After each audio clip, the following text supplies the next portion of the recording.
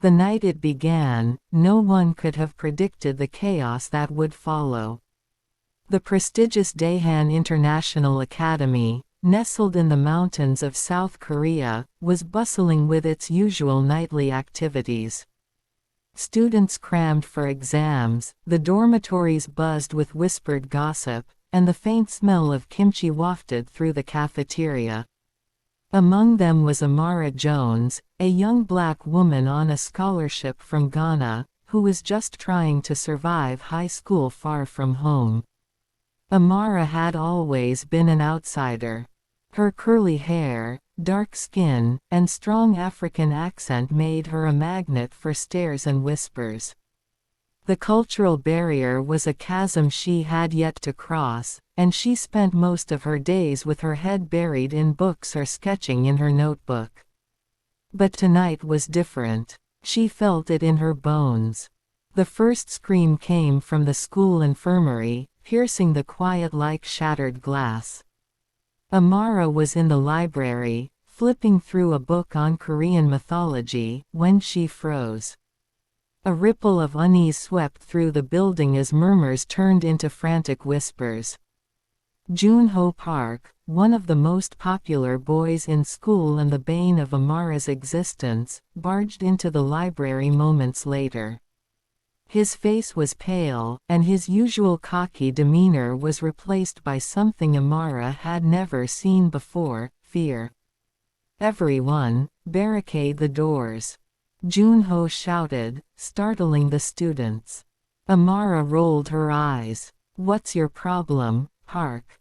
Another stupid prank?" "It's not a joke," he snapped. "People are attacking each other. They're biting." Before he could finish, a teacher burst into the library, her eyes bloodshot and her skin pale. She staggered towards a student, snarling, before lunging. The room descended into chaos as books and chairs flew. Amara ducked just as Joon-Ho grabbed her arm and pulled her towards the back exit. "We have to go, now." Amara wasn't thrilled about being dragged around by Joon-Ho, but the sight of students turning into mindless, flesh-hungry creatures left her with little choice. Together, they sprinted through the school halls, dodging their zombified peers. "What's happening?" Amara gasped, trying to keep up. Joon-Ho shook his head.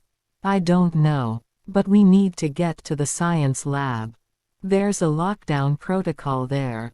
The science lab was on the other side of the school. Every step felt like a gamble as they navigated blood-smeared walls and broken glass. Amara couldn't stop herself from thinking about her family back in Ghana, wondering if she'd ever see them again. When they finally reached the lab, it was empty. Joon-Ho rummaged through the cabinets, pulling out chemicals and tools. "What are you doing?" Amara asked. "Making weapons. We can't just run forever," he replied. Amara hesitated but eventually joined him, fashioning a makeshift flamethrower from a Bunsen burner and an aerosol can. Despite their animosity, they worked seamlessly, a silent truce forming between them. As the night wore on, the two stumbled upon clues hinting at the origin of the outbreak. Hidden documents in the principal's office revealed that the school had been part of a secret government experiment. A parasite, meant to enhance human abilities, had accidentally been released into the school's water supply. Amara pieced it together. This wasn't an accident. They were using us as guinea pigs. Joon-Ho clenched his fists. "We need to expose this." The duo fought their way through hordes of zombies, using their makeshift weapons and quick thinking. They weren't alone for long. Other students joined them, forming a ragtag group. Among them was Soo Min, a timid girl with a knack for hacking, and Yun Woo, the school's star athlete. Amara took charge, her quiet strength rallying the group.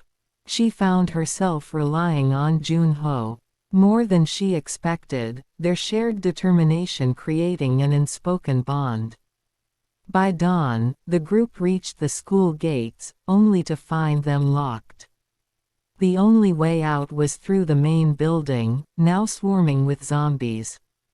With limited supplies and dwindling hope, they crafted a desperate plan. Amara and Joon-Ho volunteered to create a diversion, drawing the zombies away while the others unlocked the gate. It was a suicide mission, but neither hesitated. "Try not to get eaten," Amara joked, her voice trembling. Joon-Ho smirked. "You too." As they fought side by side, Amara realized she no longer saw Joon-Ho as the arrogant boy she despised. He was her ally, her friend, maybe even more. The plan worked, but at a cost.